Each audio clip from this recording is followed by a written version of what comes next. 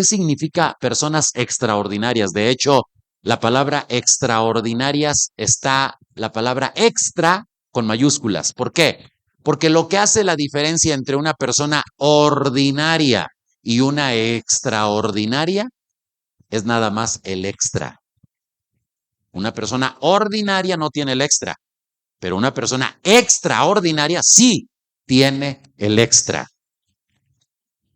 Jesucristo, hablando de ser extraordinarios, en una ocasión en Mateo capítulo 5, versículo 41, le dijo a sus discípulos y le dijo inclusive a la gente religiosa, si alguien te pide que lleves una carga por 1 milla, ve con él 2 millas. Te lo ilustro de esta manera. Imagínate a un hombre llegando, Señor, fíjate que tengo una queja. A lo mejor tú puedes tener una queja de tu esposo, de tu esposa, de tu papá, de tu mamá, del pastor, o de la hermana que se sienta a un lado de ti, o de una persona que vive cerca de ti, un vecino, qué sé yo. Tú puedes tener una queja y llegas y le dices al Señor, mira, Señor, esta o este me está pidiendo, como es el caso de lo que estamos leyendo, que lleve una carga, que lleve su equipo por 1 kilómetro, dice en esta versión, por 1 kilómetro. Dile que se aplaque, dile que no me pida esto, dile que no se porte así. Pero Jesús, en vez de decirle, ay no, pobrecito de ti, ay no, pobrecita de ti, ¿te están pidiendo eso? Jesús les dice, fácil, fácil, fácil, fácil. Si alguien viene y te obliga a llevar una carga por 1 milla, tú ve con el 2. Ve con el 2. Señor, yo vengo a darte la queja y tú me sales con que yo vaya 2 kilómetros o 2 millas en lugar de 1. Qué tremendo, ¿no? Y luego el versículo 42, ¿qué dice?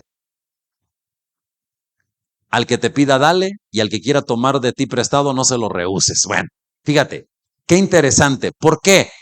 Porque lo que está diciendo aquí la palabra es que nosotros podemos dar más de lo que creemos que podemos. ¿Cuántos de nosotros hemos dicho más de alguna vez, ya no puedo más? Ya no puedo más. Ya no aguanto más. ¿Alguien ha dicho alguna vez esto? ¿O ustedes no? Ya no puedo más. Refiriéndose, ¿por qué no? Hasta con nuestros mismos hijos. Ya no puedo más, Señor. Ya no hallo cómo decirle a mi hija que entienda. Ya no puedo más con mi esposo. Ya no puedo más con mi esposa. Ya no puedo más con esta situación. Pero no, nada más pasa ese estado de ánimo y te das cuenta que puedes con mucho más. ¿Por qué? Porque todo está en tu mente, todo está en tus creencias. Hoy Dios quiere que entendamos que Él nos diseñó para ser personas extraordinarias, para ser personas extraordinarias. Ahora, para entender a qué nos referimos con personas extraordinarias, quiero hablarte de otros 2 tipos de personas, ¿va? Vamos a hablar al final de personas extraordinarias, pero primero voy a hablar de otros 2 tipos de personas. Y quiero empezar a hablar de estos 3 tipos de personas, para llegar, o sea, 2 y luego las personas extraordinarias. Quiero empezar a hablar de ello con esta frase. Escucha. Las personas mediocres, esas son las primeras de las que voy a hablar. Las personas mediocres. ¿Qué son personas mediocres? Personas flojas, personas sin ningún interés bueno, personas que no quieren salir adelante, que ponen miles de pretextos, personas que se autosabotean, que culpan a los demás, personas tóxicas, ¿va? Las personas así, las personas mediocres, porque además mediocren, ¿sí? Esas personas mediocres responden, hablando de respuestas, responden a Dios, responden a la vida, responden a la familia, responden a las circunstancias de la vida con críticas y juicio. ¿Con qué responden las personas mediocres? Con crítica y juicio. Esas personas son buenas para criticar y buenas para juzgar. Número 2. Las personas promedio quiere decir ni muy, ni tan. O sea, no son tan mediocres, pero tampoco no son excelentes. Aquí están en medio, tibios. Ni fríos, ni calientes, tibios. Las personas promedio, o también se les conoce como personas ordinarias. Di conmigo, ordinarias. Vamos, di conmigo, ordinarias. Las personas ordinarias que les falta el extra. Las personas ordinarias responden con noticias y datos. ¿Cómo noticias y datos? Sí. Platican cosas que han pasado, hablan de datos o estadísticas y solo eso. Las personas ordinarias o las personas promedio, ¿va? Pero, las personas extraordinarias, di conmigo, así como yo, exacto, con identidad. Otra vez, las personas extraordinarias, si tú mismo no crees en lo que Dios dice que eres, si tú misma no crees en lo que Dios dice que eres, entonces, ¿quién va a creer? Si no le creemos a Dios, si Él nos diseñó. Ahora, yo entiendo que a lo mejor por diseño eres extraordinario, pero por condición o por cómo has vivido, estás viviendo como una persona mediocre en muchas áreas. Probablemente. Pero por diseño somos personas extraordinarias. Y las personas extraordinarias o excelentes responden con proyectos. ¿Con qué responden? Con proyectos. Otra vez. Las personas mediocres le responden a Dios y le responden a las situaciones de la vida con crítica y juicio. Así responden las personas mediocres, con crítica y juicio. Número 2, las personas promedio, tibias u ordinarias responden con noticias y datos. Noticias y datos. Pero las personas extraordinarias como nosotros respondemos a Dios y a las circunstancias de la vida con proyectos. Con proyectos. Vamos a analizar un poquito esto. Primero, crítica y juicio. ¿Qué dice la Biblia sobre la crítica y el juicio? Bueno, en Mateo capítulo 7, versículo 2, nuestro Señor Jesucristo nos dice lo siguiente: pues serán tratados de la misma forma en que traten a los demás. ¿Cómo serán tratados? De la misma forma que traten a los demás. El criterio que usen para juzgar a otros es el mismo criterio con el que se les juzgará a ustedes. O, dicho de otra manera, con la medida que mides, serás medido. Con la vara que mides, serás medido. Esto dice la Biblia sobre la crítica y el juicio. De hecho, fíjate, una persona que no se atreve a pararse enfrente y hablar en público porque tiene pánico escénico, una de las muchas razones, una de ellas solamente, es porque probablemente cuando está sentado allá y alguien más está hablando, lo critica, lo juzga. Entonces, cuando yo juzgo a otro, temo que cuando yo me pare, yo mismo sea también juzgado. ¿Sale? Eso se le llama proyección. Entonces, la vara con la que medimos, con esa misma vara nos van a medir, o con el mismo criterio que nosotros juzgamos a los demás, es con el mismo criterio que se nos juzgará. Porque con el juicio con que juzgues seréis juzgados, y con la medida con que midas se os medirá. Muy bien.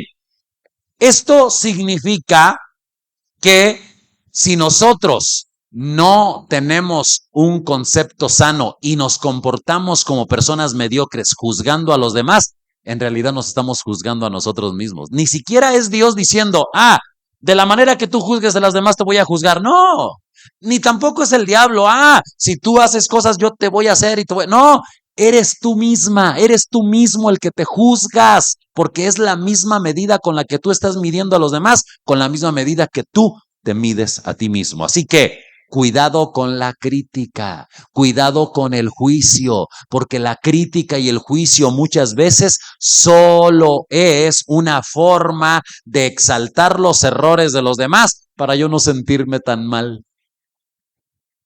Es una forma de excusa para yo no sentirme tan mal de que estoy mal en muchas decisiones y yo digo, no, pues fulanito también, y eso que él ya es líder, o eso que él ya tiene muchos años en la iglesia, o eso que ella, y empiezo a poner la mirada en los demás, pero solamente estoy tratando de justificarme a mí mismo, pero eso es contraproducente. Lo importante como hijos de Dios es cada uno asumir nuestra responsabilidad, porque cuando solo criticamos y juzgamos, nos estamos comportando como personas mediocres. Y esa no es nuestra naturaleza, esa no es tu naturaleza. Ahora, no criticar y no juzgar es correcto, no criticar y no juzgar es correcto, pero tampoco no estoy hablando de un optimismo irracional. ¿Qué significa un optimismo irracional? Significa que yo ignoro lo incorrecto. Eso significa optimismo irracional, ignorar lo incorrecto. Por ejemplo, el pastor dice y me leyó en la Biblia y la palabra de Dios dice que yo no juzgue y que yo no critique. Entonces, oye, ¿cómo estuvo el servicio? Excelente, estuvo todo bien, todo bien. ¿Cómo está tu familia? Oh, no, todos bien, todos bien. ¿Cómo está el trabajo? Todo bien, todo bien, todo bien. Ya no voy a ver ninguna cosa mala porque dicen que no juzgue. No, no estoy hablando de no ver cosas incorrectas. Sí hay cosas incorrectas. De hecho, como iglesia, como hijos de Dios, como familia. A ver, como esposas. ¿Cuántas esposas hay aquí? ¿Hay cosas que corregir o no hay cosas que corregir? Como esposos. ¿Cuántos esposos hay aquí? ¿Hay cosas que corregir o no hay cosas que corregir? Perfecto. Los esposos no dijeron muy bien, pero bueno, a ver otra vez, le voy a dar otra oportunidad. Los esposos o los hombres que están aquí, ¿hay cosas que corregir o no hay cosas que corregir? Sí, sí hay cosas que corregir.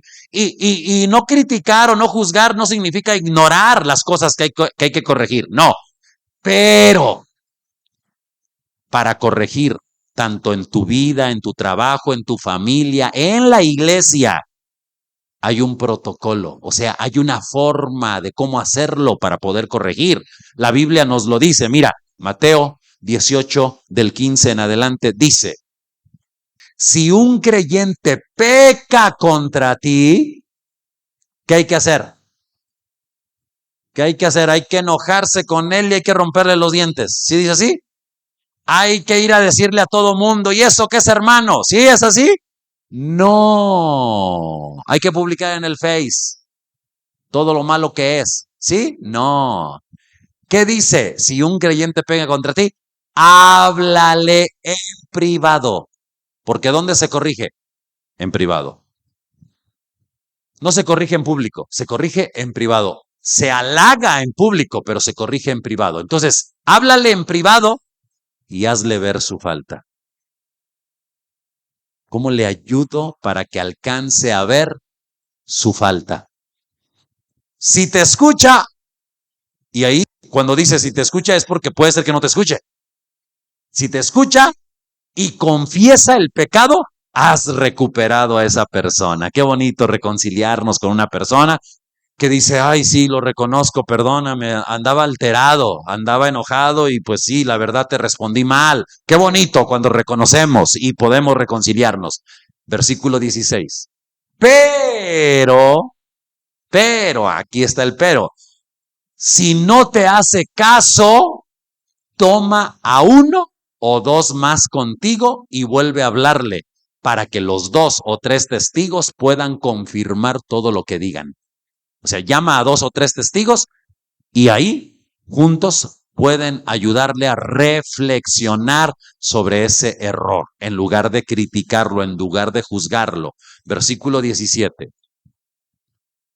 Si aún así la persona se niega a escuchar, lleva el caso ante la iglesia. Luego, si la persona no acepta la decisión de la iglesia, trata a esa persona como a un pagano o como a un corrupto cobrador de impuestos. En otras palabras, como a una persona que en realidad todavía no ha rendido su vida a Cristo. Así trátalo, como una persona que todavía no conoce a Cristo. ¿Va? Entonces, ¿se puede corregir? Sí, pero hay que hacerlo en el orden que la Biblia dice, sin difamar, sin aumentarle. A veces aquí hacemos lo contrario. Todo mundo sabe lo mal que te sientes con alguien, menos la persona. Y no, el protocolo es primero la persona sola. Segundo, 1 o 2 testigos confiables. Tercero, ahora sí, la iglesia. Cuarto, bueno, pues ya no hizo caso ni a la iglesia, pues entonces lo voy a considerar como una persona que todavía no ha entregado o no ha rendido su vida a Cristo. Ahora, dice en Gálatas, capítulo 6, versículo 1. Gálatas es una carta del apóstol Pablo a la iglesia de Galacia. En el capítulo 6, versículo 1, dice, amados hermanos, si otro creyente está dominado por algún pecado, ustedes que son espirituales. Aquí Pablo les está diciendo, a ver, ustedes que sí oran, ustedes que sí leen, ustedes que sí son hijos de Dios, bien, pues ustedes que son espirituales deberían ayudarlo. ¿Ayudarlo a qué? A volver al camino recto. ¿Pero cómo? Con ternura y amabilidad. A ver. ¿Cuántos cuando nos hacen algo incorrecto, corregimos con ternura y con amabilidad? A los hijos, ¿cuántos los corregimos con ternura y amabilidad? Pero con firmeza. Lo siento, mijo. Lo siento. Papá, pero lo siento, mijo. No hay permiso de esto. No hay celular. No hay salida. No hay dinero. Pero papá, pero mamá, lo siento mi hermosura, pero no. Entre familias, matrimonios, en la iglesia, en el trabajo, si eres patrón, si eres compañero de trabajo, dice, ayúdalo a volver al camino recto, pero con ternura y humildad. Y tengan mucho cuidado de no caer ustedes en la misma tentación. Porque es muy común que lo que criticamos de otro, nosotros mismos terminamos haciéndolo. Somos igual. No toleramos que alguien nos deje plantados, pero nosotros dejamos plantados a otros. No toleramos errores de los demás, pero nosotros nos justificamos cuando cometemos errores. ¿Sí me estoy explicando? Entonces, es importante entender. Ahora, la persona mediocre solo responde con crítica y juicio. Los hijos de Dios sí vemos errores y sí tenemos la encomienda de parte de Dios de corregir esos errores, pero de la manera que la Biblia lo dice. Hay que aprender. No nos enseñaron esto, nos enseñaron nomás a enojarnos, nos enseñaron a insultar. Mira, los papás en lugar de hablarle a veces con ternura a los hijos, los empezamos a insultar y le decimos, es que eres bien burra, es que eres bien macetona, pero esto, pero el otro, y da. Y al final la niña o el niño se agarra llorando y al final terminamos de todas maneras dándole el celular. Terminamos dándole lo que, o sea, ¿para qué tanto show si vas a terminar no teniendo autoridad? ¿Para qué tanto insulte? ¿Para qué tanto grito? Si al final vas a terminar haciendo lo que ella te dice. ¿Para qué? Mejor, hay por ahí un brother en las redes sociales que le hace, mejor, calladito se ve más bonito. No insulte, no insulte. ¿Sí me explico? Entonces, ¿cómo responde la gente mediocre? Con crítica y juicio. Cuando aquí está hablando de que tú y yo no seamos mediocres, o sea, no respondamos con crítica y juicio. Pero también cuando a ti te critiquen, ¿a cuántos los han criticado alguna vez? A ver, ¿a espaldas o en la cara? No, es que tú eres bien esto, tú eres bien aquello. Bueno, cuando a ti te critiquen o te juzguen, fíjate lo que dice la Biblia en Eclesiastés 7:21. Pero lo vamos a ver en la nueva versión internacional, por favor. No prestes atención. Pero no dice que a la predicación, a la predicación sí presta atención. Pero fíjate, ¿a qué no? No prestes atención a todo lo que se dice. No prestes atención a todo lo que se dice. Y así no oirás cuando tu siervo hable mal de ti. O sea, tu mismo empleado, tu mismo compañero, tu misma familia, tu mismo hijo puede estar hablando mal de ti. Entonces no prestes atención a todo lo que se dice y así no oirás cuando tu mismo siervo hable mal de ti. Versículo 22. Aunque bien sabes que muchas veces también tú has hablado mal de otros. Yuhu. Tú también has hablado mal de otros, así que ¿para qué tanta atención a lo que otros dicen? ¿Para qué tanto atención a lo que a los juicios de otros? No, la Biblia nos está diciendo ahora, si tú eres el criticado, no prestes atención. Oído sordo para esa gente que nada más se la pasa criticando. Hay gente mediocre en el mundo con la que te vas a topar todos los días. Ámalos, bendícelos, salúdalos, pero no les prestes tanta atención, porque esa gente mediocre va a juzgarte, va a criticarse. Frente a ti te dirá, ay, hermanito, hermanita, qué bonito, ay.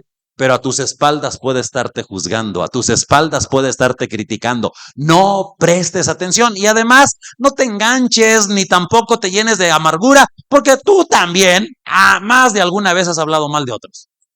¿Sí o no? O sea, hay que ser honestos y asumir nuestra responsabilidad, porque nosotros no somos mediocres. Solo el mediocre no asume su responsabilidad.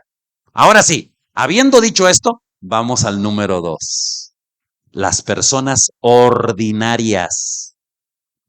Las personas tibias. ¿Hablan de noticias o de datos? ¿Noticias o datos? ¿Por qué? Ya no tanto de críticas porque no son el mediocre, pero sí solamente de lo que otros han hecho, de lo que otros han dicho, de los logros de alguien más. Está bien, háblame, si quieres dar testimonio, háblame de los logros de alguien más, pero háblame de ti. Háblame de ti. ¿Cómo está tu proceso? ¿Cómo está tu vida? ¿Cómo está tu desarrollo personal? Y fíjate, hablando de noticias, en Lucas capítulo 13, versículo 1 en adelante, Lucas, el Evangelio de San Lucas, capítulo 13, del 1 en adelante, nos habla de lo importante que es aprender de la vida. Nos habla de lo importante que es aprender de lo que sucede en la vida. O sea, sí es bueno conocer historias, sí es bueno experimentar en cabeza ajena, porque las historias de la vida nos traen enseñanzas. Y fíjate lo que sucedió aquí. Dice, en esos días le informaron a Jesús que Pilato, el gobernador, había asesinado a varias personas de Galilea mientras ofrecían sacrificios en el templo. ¡Wow! Una noticia. Cuando pasan cosas así, la noticia corre rápido y todos nos enteramos. Las malas noticias corren más que las buenas, ¿eh? Las malas corren más que las buenas y nos enteráramos de las cosas malas. Bueno, aquí había una noticia de que Pilato, imagínense lo que pasó, lo que sucedió. Pilato asesinó a varias personas de Galilea mientras ofrecían sacrificios en el templo. Y luego, peor aún, decimos, por algo los ha de haber asesinado, han de haber andado en cosas malas, ¿verdad? Versículo 2. Esto les responde Jesús. ¿Piensan que esos galileos eran peores pecadores que todas las demás personas de Galilea? Preguntó Jesús. ¿Que por eso sufrieron? Versículo 3. De ninguna manera. De ninguna manera. Y ustedes también perecerán a menos que se arrepientan de sus pecados y vuelvan a Dios. Fíjate, aquí, en esta escena, llegaron personas ordinarias, tibias, del promedio, del montón, y le platican a Jesús lo que había sucedido con estos hombres que Pilato, el gobernador, había matado cuando estaban en pleno culto. Y Jesús aprovecha esa historia para decirles, a ver, ¿ustedes creen que esos eran más pecadores que los demás o que eran más pecadores que ustedes y por eso les pasó lo que les pasó? Pues yo les digo que ustedes también pueden perecer de la misma manera, a menos que se arrepientan de sus pecados y vuelvan a Dios. El mundo necesita volver a Dios y los hijos de Dios que ya estamos en Cristo, necesitamos entender que estamos en su amor y en su presencia gracias a su misericordia.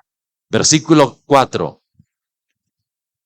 ¿Y qué piensan de los 18 que murieron? Ahora Jesús les recuerda una historia popular también. ¿Qué piensan de los 18 que murieron cuando la torre de Siloé les cayó encima? Se cree que probablemente hubo un temblor y una torre muy grande de un lugar llamado Siloé cayó y mató a 18 personas. Y Jesús les dice, ¿qué piensan de eso que pasó? ¿Acaso eran los peores pecadores de Jerusalén y por eso les pasó eso? Versículo 5. No. Y les digo de nuevo, a menos que se arrepientan, ustedes también perecerán. De ahí viene el dicho que dice, cuando veas a tu vecino rasurar, pon tus barbas a remojar. En otras palabras, cuando veas que otras personas están pasando por situaciones, reflexiona y aprende para ti. Las noticias sirven para reflexionar, para aprender y no solamente para estar platicando chismes. La persona promedio solamente le gusta platicar chismes y platicar datos. Pero, nosotros sí podemos conocer las historias de la vida, lo que ha sucedido.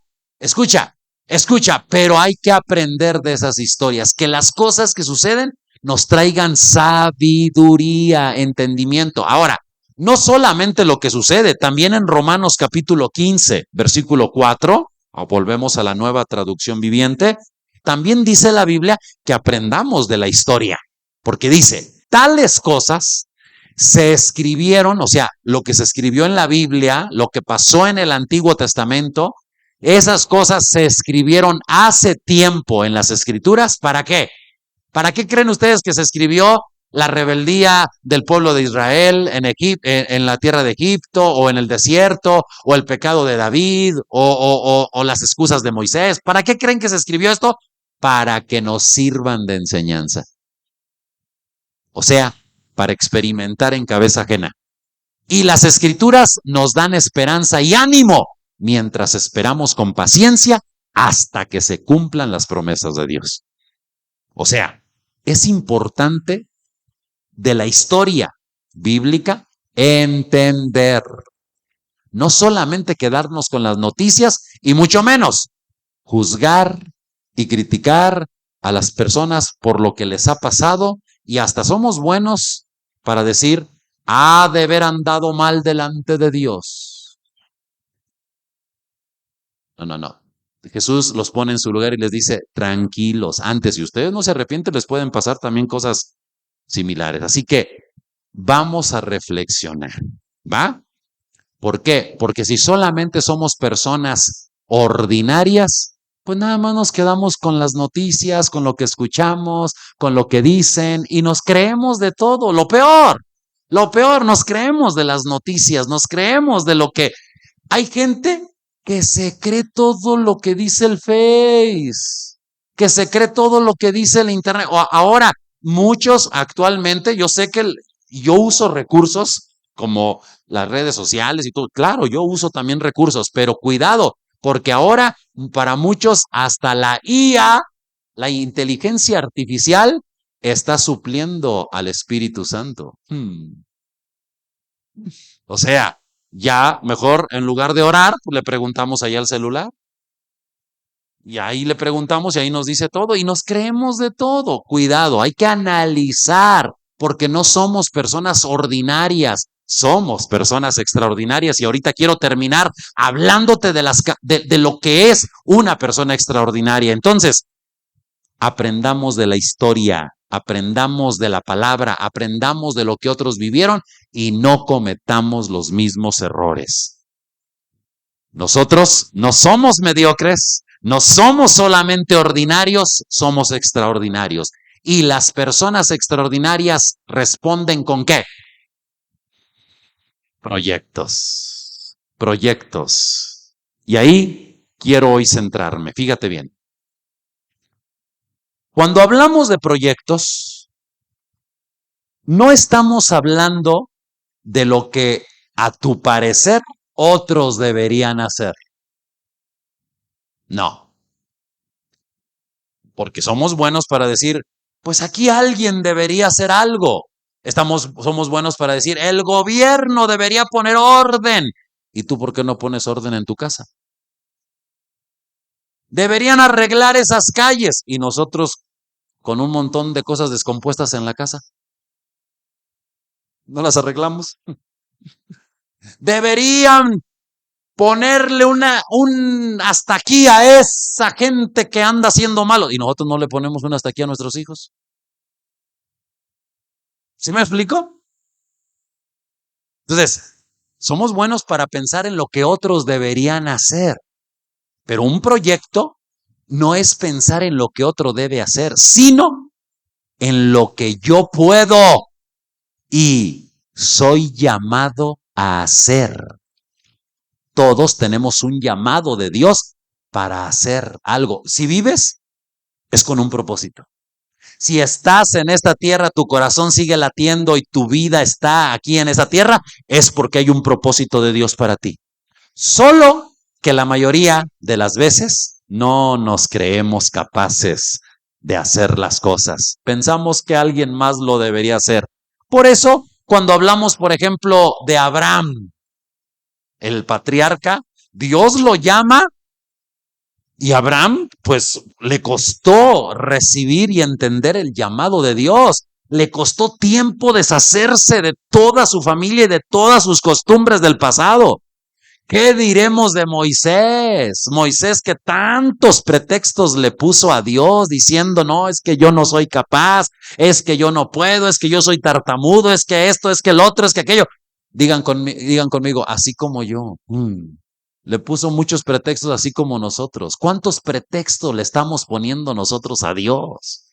Estamos en nuestra zona de comodidad. El llamado de Isaías cuando hubo un clamor de parte de Dios que decía, ¿quién irá por nosotros? ¿Quién irá a llevar mi palabra? y se oyó un silencio sepulcral. Isaías volteaba para todos lados y cuando vio que nadie respondía, pues él dijo, heme aquí, Señor, envíame a mí. Respondió al llamado. ¿Qué podemos decir de Saulo o de Pablo cuando el Señor le dijo a Ananías, ve con Saulo, porque él es mi instrumento elegido para llevar mi mensaje a los gentiles, a los reyes, como también al pueblo de Israel? Dios tenía un propósito para Saulo de Tarso, sí, ese hombre perseguidor. Dios tenía un llamado, un proyecto para él, así como lo tiene también para ti. Proyectos que traigan bendición a nuestra sociedad. Todos, absolutamente todos los que estamos aquí, tenemos un llamado de parte de Dios. Todos. Mira, si a ti te han venido inquietudes y tú dices, es que debería hacerse esto, es que tendríamos que hacer aquello, tendríamos que hacer lo otro, aun cuando te parezca imposible, porque a veces, ¿sabes por qué la gente no lleva a cabo los proyectos? Porque no se cree capaz. Pero yo te digo una cosa, nunca en la Biblia nadie de los siervos se ha sentido capaz. Nadie. Al contrario, los que se sintieron capaces son los que nunca pudieron hacer nada. Pero los que no se sentían capaces, Dios les dijo, ven hijo, ven hija. Y ellos respondieron al llamado y se dieron cuenta que aunque ellos no eran capaces, Dios les había dado la capacidad. Y hoy yo te vengo a decir, Dios te dio la capacidad para llevar a cabo el proyecto que Él mismo ha sembrado en tu corazón. No es inventarte cosas, no es decir, a ver, ¿qué haré?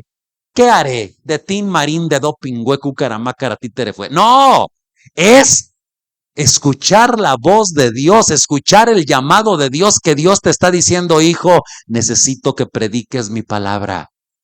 Como a Pablo, necesito que abras los ojos de las personas que están ciegas. Necesito que vayas con esas personas adictas y que puedas mostrarles el camino y la solución. Necesito que vayas con esas personas enfermas y les lleves esperanza y sanidad. Necesito que vayas con esos matrimonios que están desbaratándose y vayas y les enseñes los principios del reino. Necesito que hagas un proyecto con los niños para que los niños desde pequeños reciban la instrucción de la palabra. Necesito que hagas un proyecto de una escuela. Necesito que hagas un proyecto con padres de familia, con matrimonios, con hombres, con mujeres, etcétera.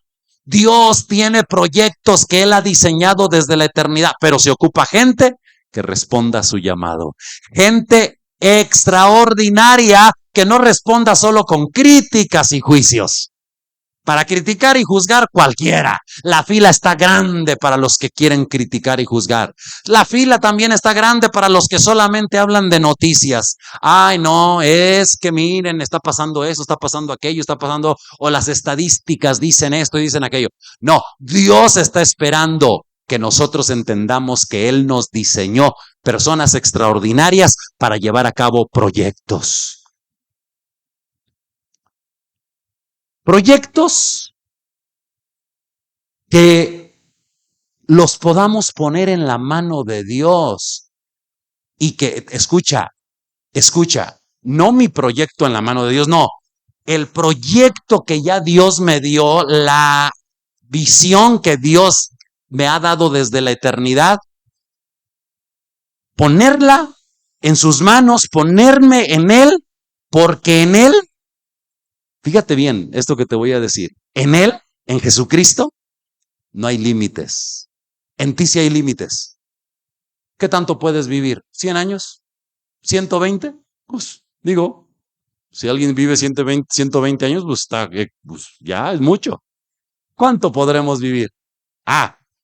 ¿Cuánto alcance podremos tener? Somos limitados. La vida se acaba. El tiempo se acaba. El dinero, pues no tenemos tanto como para decir, voy a hacer y voy a hacer. Pero tenemos al Dios Todopoderoso que no tiene límites. Y mira, escucha esto que te voy a decir. La única forma de que tú puedas llevar a cabo los proyectos de Dios es entender que si tú realmente te conectas con el propósito del Rey de Reyes, Señor de Señores, este Rey en su reino puede hacer, escucha, puede hacer con 5 panes y 2 peces una maravilla tal que le puede dar de comer a multitudes. Tú a lo mejor dices como los discípulos, aquí nada más hay un niño que tiene 5 panes y 2 peces, pero cuando los pusieron en las manos de Jesús, Jesús lo multiplicó y le dio de comer a 20,000 personas. Porque el Rey de Reyes, el Señor de Señores, es todopoderoso, es el Dios de lo imposible y con 5 panes y 2 peces puede alimentar multitudes. El Dios a quien servimos es especialista en convertir personas mediocres en personas extraordinarias. Él convierte a las personas mediocres en personas extraordinarias. Para el pueblo de Israel, para los religiosos, para los fariseos, los 12 discípulos eran personas mediocres, pero esas personas mediocres Jesucristo las convirtió en personas extraordinarias. Dale gracias a Dios, porque si tú eras una persona mediocre, Él te ha convertido en una persona extraordinaria. En este reino, menos es más. Ese es el reino del revés. Del revés, hablando de la cultura de este mundo, porque en este reino menos es más. Porque en este reino, perder es ganar. Porque en este reino, morir es traer vida. Y en este reino, los proyectos de Dios para tu vida son eternos. No se acaban cuando tú mueres en esta tierra. Los proyectos de Dios siguen hasta 1000 generaciones de los que aman a Dios y guardan sus mandamientos. ¿Cuántos dicen amén? Entonces, vale la pena conectarnos a los al propósito, no son propósitos en plural, al propósito de Dios y entender que su propósito lo ha depositado en su iglesia y Él ha puesto proyectos en tu vida. Mira, te voy a dejar con esta pregunta. Llévate esta pregunta a tu casa. No me la contestes ahorita, pero llévate esta pregunta y los que están anotando, los felicito y anota esta pregunta. ¿Qué crees que es imposible de hacer? ¿Qué proyecto crees que aunque parezca imposible de hacer, así ponle, ¿qué proyecto crees que aunque parezca imposible de hacer, si se realizara, causaría un poderoso impacto en tu vida, familia y sociedad? Otra vez, ¿qué proyecto crees que aunque parezca imposible de hacer, si se realizara, causaría un poderoso impacto en tu vida, familia y sociedad? Aunque parezca imposible. ¿Y por qué lo digo? Porque normalmente los proyectos de Dios nos desafían, nos retan. Normalmente los proyectos de Dios son como el ejemplo que les ponía de esa persona que llega quejándose. Oye, Señor, mira, mi hermano que quiere que le ayude a llevar esta carga por 1 milla o por 1 kilómetro. Y Jesús, en vez de decirle, ay, pobrecito, no me lo molestes, le dice, pues te está pidiendo que lleves la carga por 1 milla. Ve con el 2. Sé extraordinario. Da el extra. Puedes hacer más de lo que tú te imaginas. Tú estás pensando cómo sobrevivir y Dios está pensando cómo lanzarte a las naciones. Tú estás pensando cómo sales este fin de mes con los gastos y Dios está pensando en que realices proyectos poderosos en esta tierra que traigan bendición a las personas que te rodean. Tú estás pensando cómo resolver los asuntos matrimoniales cuando Dios está pensando cómo poder llevarte a que ministres a otros matrimonios. Tú estás pensando cómo poder administrar los pocos recursos que tienes cuando Dios quiere confiarte más recursos para que su reino se siga extendiendo. ¿Qué es lo que se ocupa? Convencer a Dios y decirle, Señor, por favor, ve la situación y haz algo. No. Se ocupa gente que le creamos a Dios y que ayer yo predicaba ya en Morelia, en lugar de tener el síndrome de la gallina, nomás estar picando los gusanitos del piso. Así hay gente que se la pasa nomás picando los gusanitos del piso. En lugar de estar enfocado en esto, remóntate a las alturas como las águilas. Ve desde la perspectiva de Dios, porque Dios tiene mucho más que darte que tú que pedirle, porque Dios te ha diseñado para ser una persona extraordinaria y hacer cosas extraordinarias. A lo mejor estás pensando cómo sanar de una herida o de una enfermedad que tienes, cuando Dios está pensando que Él te dio el don para sanar a otros. ¿Me explico? Proyectos. Amada iglesia, pensemos en proyectos. Dejemos solamente la crítica y el juicio. Dejemos solamente las noticias de lo que está pasando y conectémonos a las noticias del reino, porque Dios sigue diciendo, ¿quién irá? Necesito gente que responda. Hay familias perdiéndose y nosotros estancados. Hay familias que necesitan el amor de Dios y nosotros estancados.